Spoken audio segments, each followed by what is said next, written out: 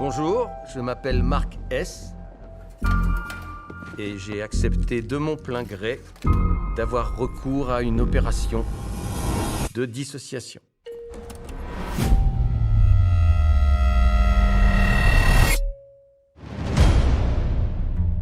Je consens à séparer les souvenirs de ma vie professionnelle de ceux de ma vie personnelle. J'atteste avoir compris qu'une fois l'opération terminée, je n'aurai plus accès à mes souvenirs personnels à l'étage des dissociés. Dites gratitude. Pas plus que je n'aurai de souvenirs professionnels. Désolé.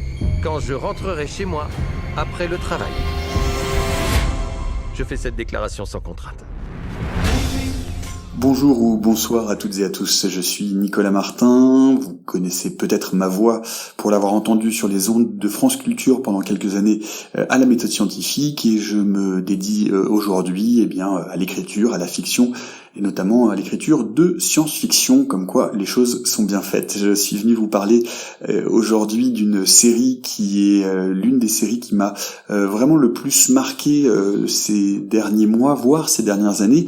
On sait à quel point aujourd'hui l'imaginaire de science-fiction a été complètement cannibalisé par l'écurie Disney et tous ces rachats de franchises. Donc évidemment, on ne dénombre plus la quantité de séries Star Wars qui continuent à tirer et à délayer un univers qui peut paraître pour beaucoup épuisé et usé jusqu'à la trame. Et quand on pense science-fiction, évidemment, comme à cause de la même écurie, on pense aujourd'hui Marvel, on pense vaisseaux spatiaux, on pense space opéra. Or, il est évident que la science-fiction, c'est quelque chose de beaucoup plus complexe, de beaucoup plus riche, de beaucoup plus divers. Et on avait eu des très très jolies d'ailleurs séries de science-fiction. Je pense à Tales from the Loop, qui se passait dans une sorte de futur adapté du jeu de rôle, qui était une très jolie série de SF mélancolique. Celle dont je vais vous parler aujourd'hui est une autre forme de science-fiction, mais qui a des passerelles avec Tales from the Loop. C'est une série qui s'appelle Severance de Dan Erickson, dont les épisodes ont été réalisés principalement par Ben Stiller, acteur mais également réalisateur et producteur. C'est une série qui est diffusée sur Apple TV, qui pour le moment ne compte qu'une seule saison, donc c'est le moment de commencer. Vous n'avez pas d'ores et déjà 5, 6 ou 12 saisons à rattraper. Et c'est une vraie série de science-fiction au sens de ce que je préfère dans la science-fiction comme genre de l'imaginaire, qu'il soit littéraire, cinématographique ou sériel. De quoi ça parle ? Ça commence, d'ailleurs, je vous décrire la scène d'ouverture. Ça commence par le personnage principal, qui s'appelle Marc S, qui est interprété par Adam Scott, que vous avez certainement vu, ou dont vous connaissez le visage. Il a joué dans Parks and Recreations et dans la mini-série Little Big Lies. Et il est en train de pleurer dans sa voiture. Il en sort, il va au travail, il rentre dans un grand bâtiment de son entreprise, et là il rentre il laisse ses affaires dans un casier, il rentre dans un ascenseur, et l'ascenseur monte ou descend, d'ailleurs on ne le sait pas très bien, il descend plutôt je crois, et d'un seul coup son visage se transforme, et il arrive dans des couloirs labyrinthiques, et il va retrouver ses collègues de travail qui travaillent dans un bureau presque isolé où on ne voit personne d'autre, à faire du micro-tasking, c'est-à-dire à mettre des chiffres dans des boîtes dans un environnement extrêmement rétro. Il se passe que Mark S, comme ses collègues, a choisi, en tout cas son personnage de jour, vous allez voir que c'est important, a choisi de bénéficier d'un programme qui s'appelle le programme de Severance, donc de dissociation.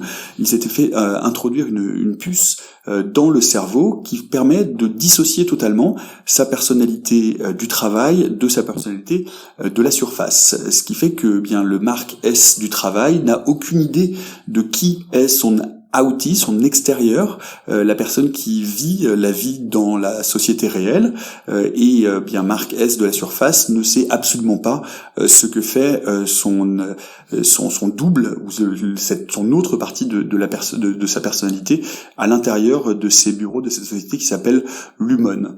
On est dans un univers et en parallèle, vraiment je vous pitch là les 10 premières minutes, rien de plus.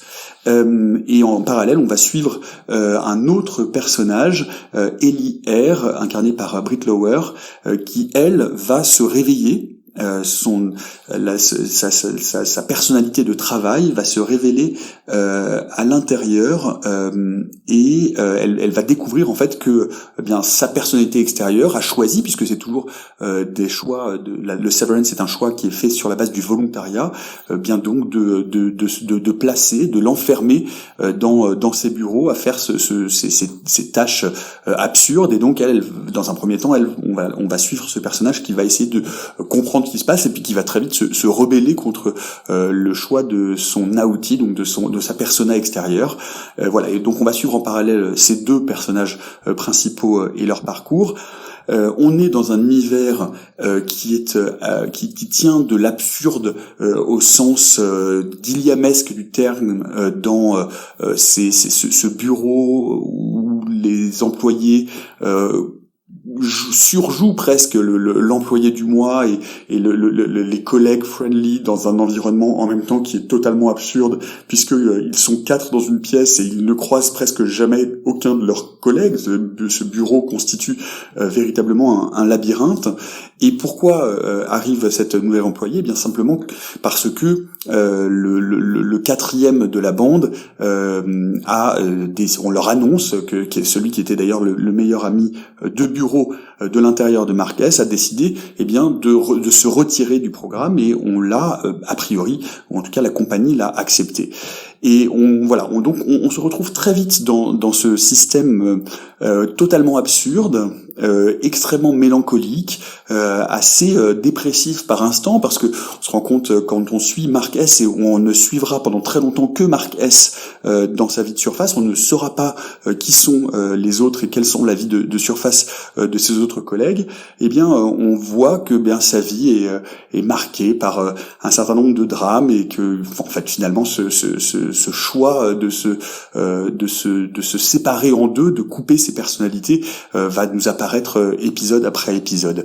Ce qui est aussi passionnant, c'est que dans Severance, Erikson choisit et va absolument jusqu'au bout de son concept, c'est-à-dire que ces personnages, ces personas qui sont bloqués à l'intérieur de ces espaces de travail, finalement sont des gens qui ne vivent qu'une grande et unique journée en continu, puisque ils ne connaissent pas le sommeil, ils ne connaissent pas l'extérieur, ils vont dans un ascenseur et puis ils sortent immédiatement de l'ascenseur, puisqu'ils n'ont pas de mémoire entre les deux. Et donc voilà, et donc c'est passionnant parce que ça pose évidemment plein de problèmes évidemment éthiques, politiques, économiques. Ça nous parle évidemment aussi de ce qu'est le microtasking, de ce que deviennent et ce que ces grandes sociétés finissent par faire à leurs employés. Et tout ça en développant et en déployant petit à petit cet univers qui de l'absurde va commencer à devenir glaçant.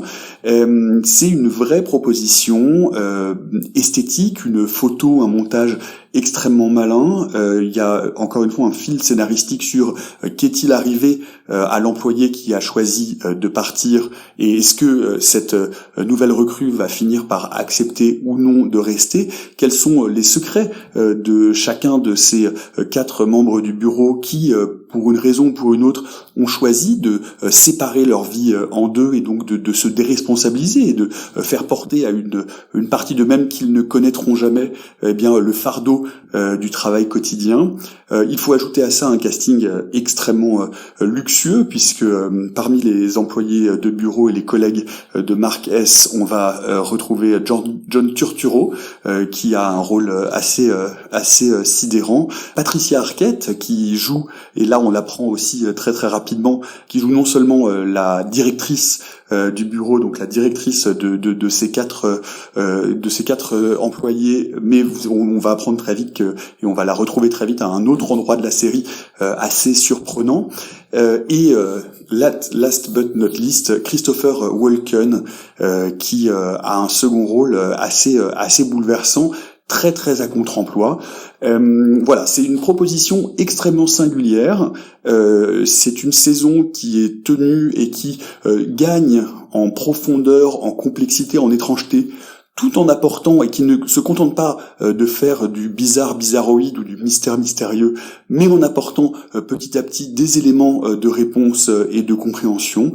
Une fin de saison absolument invraisemblable, avec un cliffhanger à vous faire tomber les deux bras et les deux jambes, une photo, un cadre, un rythme et un montage extrêmement maîtrisé, une touche d'humour toute plongé dans un univers de noirceur. Finalement, que demander de plus à une série de science-fiction dont on ne sait pas encore très bien si elle est dystopique, si voilà, on ne saura jamais tout à fait exactement quels sont les repères temporels qui sont ceux de cet univers. Ça peut peut-être tout à fait se passer maintenant, dans 5 ans, dans 10 ans. On est en tout cas dans un univers extrêmement familier. C'est donc une série, que je ne vous dise pas de bêtises, qui est en 9 épisodes pour cette première saison. Elle a été renouvelée. Une deuxième saison devrait arriver. Je crois que le tournage, s'il n'est pas terminé, est encore en cours. C'est vraiment une excellente série que j'ai recommandée abondamment ces derniers mois, qui a toujours vraiment beaucoup séduit les personnes qui s'y sont plongées. Donc je vous envie de découvrir cet univers de Severance, qui est vraiment une mythologie nouvelle, intrigante, bien racontée, bien menée, avec des personnages extrêmement solides.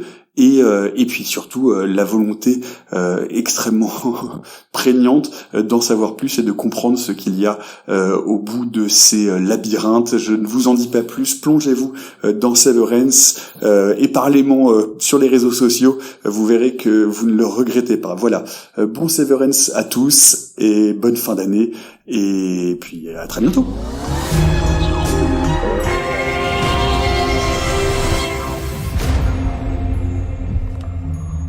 On s'est déjà vu? Je m'appelle Pity, je bossais avec toi. Donc, on est amis? Je suis ton meilleur ami. Il n'y a rien qui soit vrai dans ce qu'ils disent. Je me disais qu'il fallait être un monstre pour envoyer quelqu'un travailler là-bas. Et encore plus pour s'y envoyer soi-même. Si tu veux savoir ce qui se passe là-bas, tu y trouveras le début d'une très longue réponse. Qu'est-ce qui m'arrive?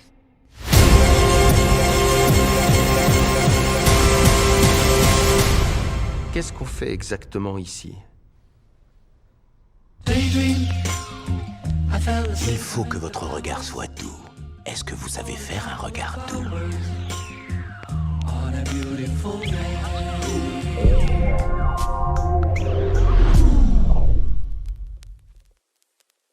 Voix de France Culture pendant des années avec son émission La méthode scientifique, Nicolas Martin est aujourd'hui scénariste, réalisateur et le co-auteur de l'ouvrage Alien, la xénographie, où il revient en compagnie de Simon Rio et aux éditions ActuSF sur le xénomorphe préféré des amoureux et amoureuses de science-fiction. Retrouvez les émissions et les ouvrages de Nicolas Martin en description de ce podcast et la série Severance sur Apple TV.